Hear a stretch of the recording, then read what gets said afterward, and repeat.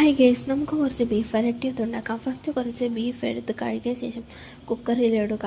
എന്നിട്ട് മഞ്ഞൾപ്പൊടി, ഉപ്പ് ഇവ രണ്ടും ചേർത്ത് നന്നായി ഇളക്കിയ ശേഷം കുക്കർ അടച്ച് അടുപ്പത്ത് വെക്കുക. ഒരു 3-4 വിസിൽ പൂക്കിയ ശേഷം ഓഫ് ചെയ്യുക. എന്നിട്ടൊരു ചട്ടി എടുത്ത് അടുപ്പത്ത് വെച്ച് ചൂടാകുമ്പോൾ ഓയിൽ ഒഴിക്കുക. എന്നിട്ട് ഉള്ളിയിട്ട് നന്നായി വഴറ്റുക. പച്ചമുളക് ചേർക്കുക. ഒപ്പം തന്നെ ജിഞ്ചർ ഗാർലിക് പേസ്റ്റും ചേർത്ത് നന്നായി ഇളക്കുക. ശേഷം വേപ്പില ചേർക്കുക. കുറച്ച് തക്കാളിയും കൂടിയും ചേർത്ത് ഉപ്പും ചേർത്ത് ശേഷം നന്നായി ഇളക്കുക. പിന്നെ ആവശ്യമായ മസാലപ്പൊടികൾ ചേർക്കാം.